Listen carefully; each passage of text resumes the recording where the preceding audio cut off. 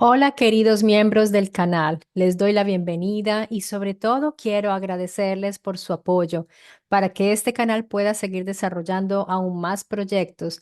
También quiero decirles que más adelante, poco a poco, iré aumentando seguramente los beneficios y tendremos novedades, pero les pido un poco de paciencia porque debo trabajar muchísimo y eso sí, tengan por seguro que les mantendré siempre muy actualizados con videos especializados solo para ustedes. Tienen ustedes la ventaja de que me pueden mandar sea directamente por un email o en sus mensajes. Estaré muy pendiente de sus recomendaciones, de sus sugerencias para hacer videos y de sus preguntas. Pueden enviarme emails que yo se los contestaré en el menor tiempo posible.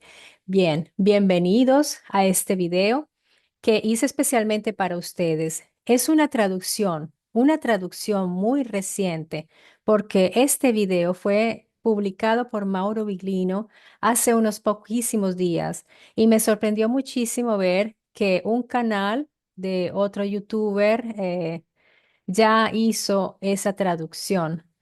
De manera que eso me sorprendió bastante. Y yo dije, bueno, yo les voy a traducir. Ustedes saben que mis traducciones tienen el máximo de garantía de calidad, que es saber bien el italiano, haber leído los libros de Viglino y conocer su manera de pensar, digamos, sus razonamientos y todas sus teorías. Así que les puedo garantizar la fidelidad en cuanto a traducción del video. Y si están interesados, se pueden quedar hasta el final porque voy a realizar un comentario, quizás algún análisis, algo respecto al video.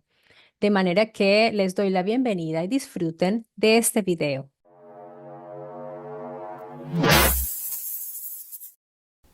Buenos días, hoy quiero hablarles de informaciones bíblicas que, si las tomamos y las leemos aparte de todo un contexto general que envuelve los diversos libros bíblicos, hasta parecería algo fuera de lógica, hasta un poco ridículo.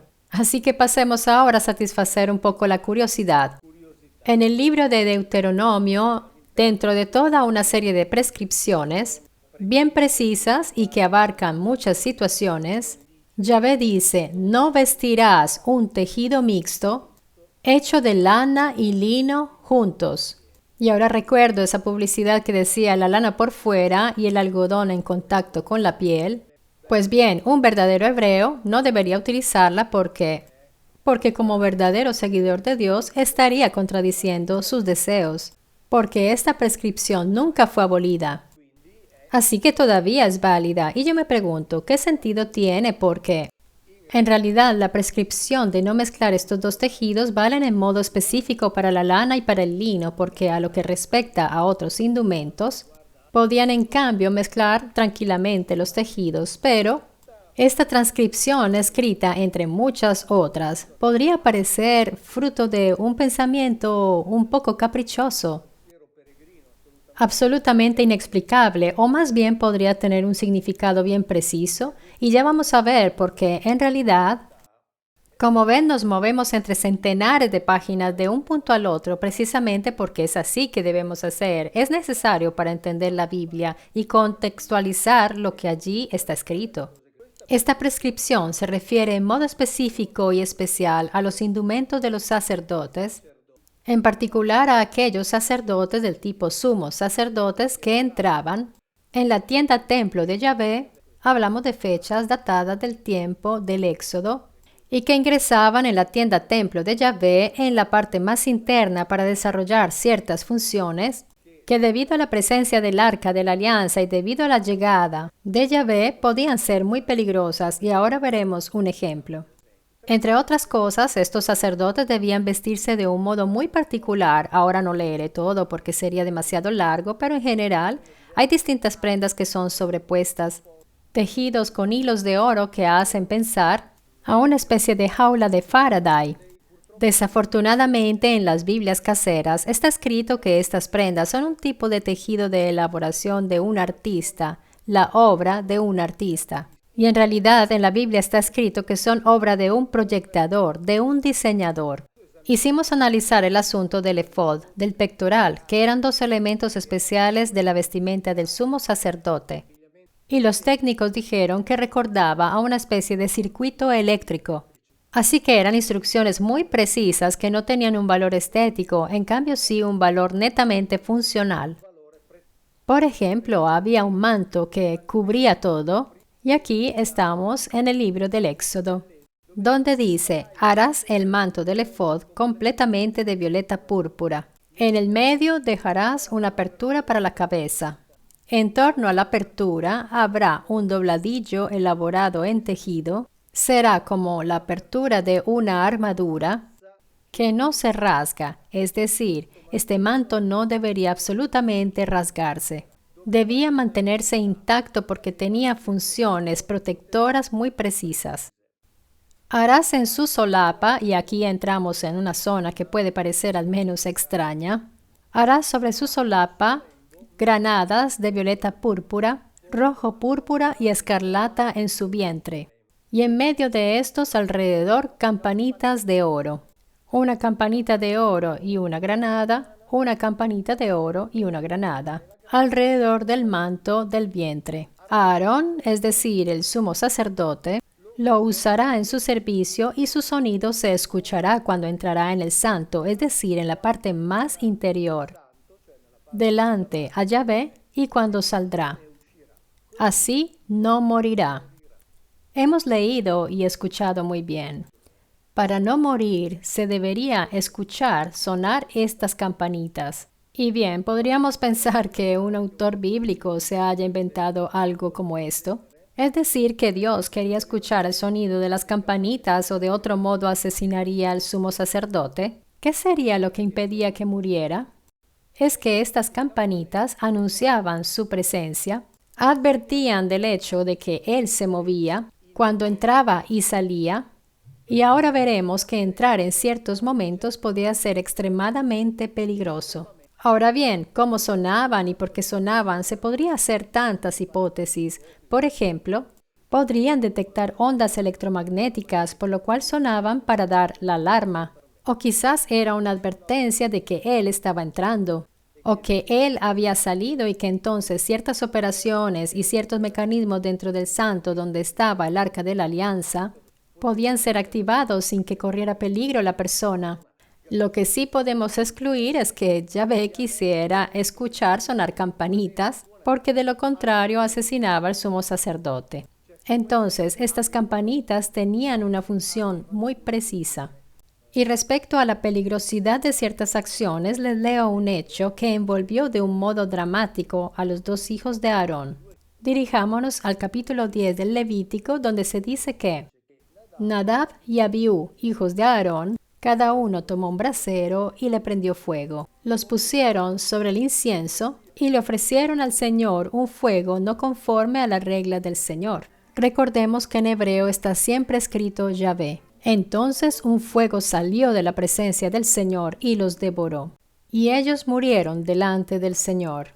Y bien, aquí estamos realmente en una situación muy extraña. Es decir, tenemos a dos hijos del sumo sacerdote que llevan una ofrenda a Yahvé, y dado que esta ofrenda no es conforme a lo que está escrito, de acuerdo a los requisitos de Yahvé, ellos fueron quemados.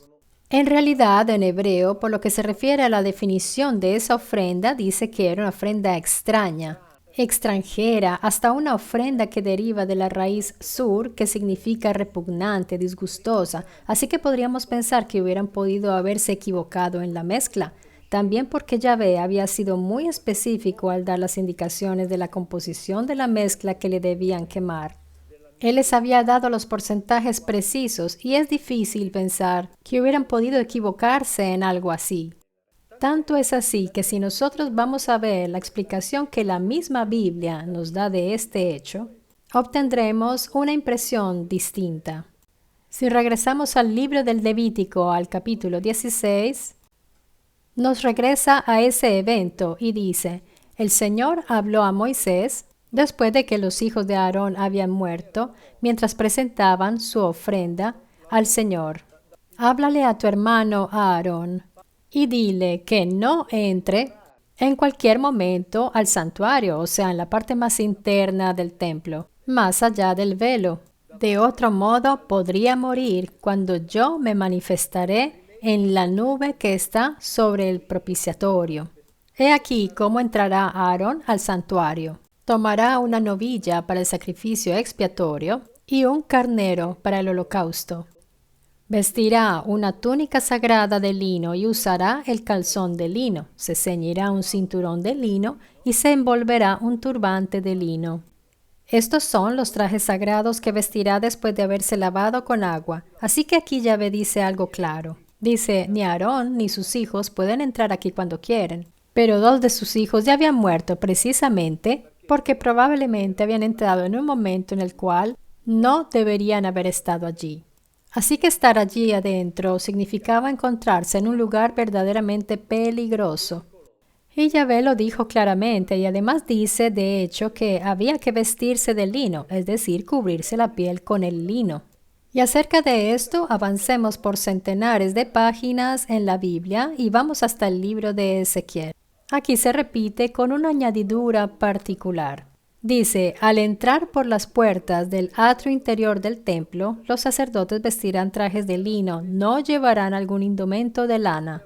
Cuando irán a oficiar a las puertas del patio interior y dentro del santuario. Sobre sus cabezas habrá un turbante de lino y llevarán calzones de lino en las caderas. No se ceñirán de indumentos que produzcan sudor, es decir, sobre la piel no debería haber humedad.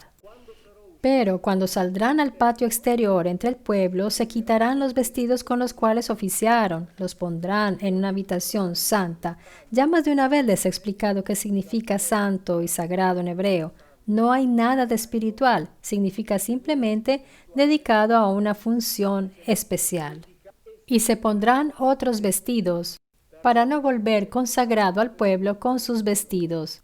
Estos hábitos, evidentemente, durante las funciones que se desenvolvían en la parte más interior del templo, se cargaban de un modo especial, y al salir ellos debían desvestirse y tenían que dejarlos allí dentro, porque podrían transferirle al pueblo algo que no sé cómo explicar, no sé qué sería, algo de lo cual se habrían cargado durante el servicio. Pero regresando a la afirmación principal, ¿por qué era prohibido tejer juntos el lino y la lana? Pues bien, si ustedes van a internet encontrarán toda una serie de propiedades del lino. Y no solo estéticas. De hecho, en este caso no eran absolutamente estéticas porque se usaban sobre la piel y estaban cubiertas de todo el resto. Entonces con toda seguridad no tenían ningún valor estético, pero sí debieron tener una función específica y es una función que podemos suponer legítimamente que estaba ligada a características específicas del lino. Las encontrarán también en las etiquetas de tejidos aislantes. Las propiedades del lino son múltiples: aislamiento térmico, acústico, buena difusión de gas y vapor, o sea, es transpirante, tiene buena absorción de humedad, baja carga electroestática, no conduce la corriente particularmente por lo que respecta los campos electromagnéticos alternados. Hablando de aislantes, como por ejemplo de las verdaderas piezas aislantes, el principio sobre el cual se basa el verdadero poder aislante se obtiene interponiendo películas de aluminio con fibras naturales de lino. Los tejidos hechos con esta fibra son higiénicos y higroscópicos, regulan los cambios térmicos, regulan la sudoración, o sea, la humedad de la piel, reflejan los rayos ultravioleta, no acumulan electricidad estática, así que reducen los efectos de los campos de ese tipo de corrientes, protegen de las radiaciones ionizantes de la contaminación electromagnética. ¿Y qué sucedía dentro del templo? Desafortunadamente no se los puedo decir con exactitud. Lo cierto es que dentro del templo estaba aquel arca, la famosa Arca de la Alianza, que con toda seguridad era un instrumento que servía para generar y acumular energía. Así que quien la maniobraba debía vestirse de un cierto modo. Y bien, el lino tiene todas estas propiedades. ¿Saben qué es lo curioso? Que si lo tejen con la lana juntos, las pierde. Es decir, el lino funciona bien sin la lana. Pero si lo tejen con la lana, no manifestará más estas propiedades. Entonces ahora que esta orden está aquí, no se harán tejidos de lana y lino mezclados y puestos juntos de una manera específica. Para los sacerdotes tiene un significado funcional y muy preciso. Y esto nos da una idea del grado de conocimiento que tenía aquel que emitió tales órdenes y que indicaba cómo quería que se vistieran aquellos sacerdotes que además eran poquísimos, que estaban autorizados y habilitados a entrar al interior del templo para realizar ciertas funciones tan peligrosas que sus propias vidas, o si prefieren su vitalidad y su movimiento, debía ser advertido por campanillas que sonaban y que informaban del hecho que el sacerdote se estaba moviendo. Entonces, a partir del discurso de no poner juntos lana y lino porque el lino tenía una función protectora específica para los sacerdotes, y repito, no estética, porque iba a contacto con la piel, lo cubría completamente, así que nadie veía ese lino. Entonces no había nada bonito que ver. Entonces, a partir de esta orden de no mezclar lana con lino porque el lino perdería sus capacidades, esto nos dice de nuevo cuánto estaban informados los autores bíblicos. Hasta conocían ciertas funciones específicas de ese tejido y estaban muy pendientes de no hacer que se perdieran sus propiedades, porque eran importantes para proteger la vida del sacerdote que entraba al interior del templo. Así que una vez más esto nos documenta, a través de elementos que pueden parecer banales y hasta ridículos, la Biblia nos narra sustancialmente historias verdaderas y nos ofrece en esencia informaciones muy reales. Ciao, grazie e alla prossima.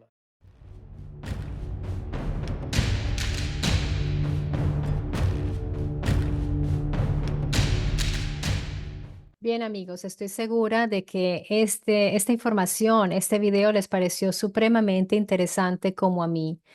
Es muy importante tener en cuenta que sí ha habido otros analistas, exégetas, sí ha habido otros estudiosos alternativos que han visto la Biblia y la han expuesto de una manera diferente a la línea oficial.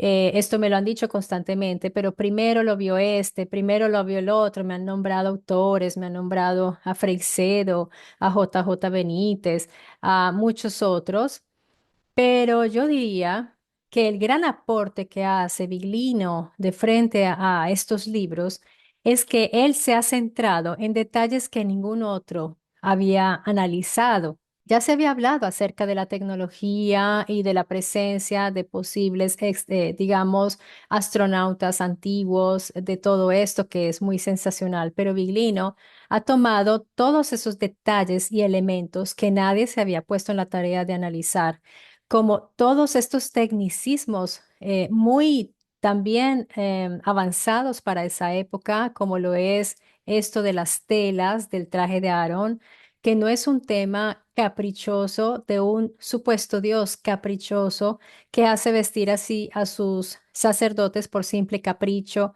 y que quiere oír campanitas. Él en realidad le está dando esta mirada seria a las escrituras de donde ha extraído unas informaciones muy especializadas y muy técnicas realmente, que es difícil que en esa época se pudiera saber qué podría ocasionar la mezcla de estos materiales de frente a lo que ahí había dentro del templo, que ya sabemos que era, por ejemplo, el arca del pacto. De manera que en estos detalles es que yo pienso que es importante reconocerle a Mauro Biglino sus estudios. Muchas personas han criticado a Biglino por sus traducciones, es que Biglino va mucho más allá de las traducciones y no me refiero a especulaciones, me refiero a estudios de estos elementos tan detallados. Allí es que vamos a encontrar realmente que hubo una historia que no cuadra con esa época. Una historia de unos conocimientos y unos tecnicismos muy específicos, unas instrucciones dadas a estas personas que debían ser muy especializadas para entrar a ese lugar, al santo, a ese lugar donde Yahvé estaba y donde había ciertos elementos muy delicados. Así que, amigos, de eso se tratan nuestros estudios, de poderle dar luz a todos estos elementos que nosotros de pronto al inicio, cuando leíamos las escrituras, pasábamos al vuelo. Pero Mauro Viglino le ha puesto esa tinta de resalto para poderlos ver y poder continuar analizando todo esto. Me pareció apasionante, interesante esta información. Ya veré sus comentarios. Les mando un gran abrazo y hasta pronto.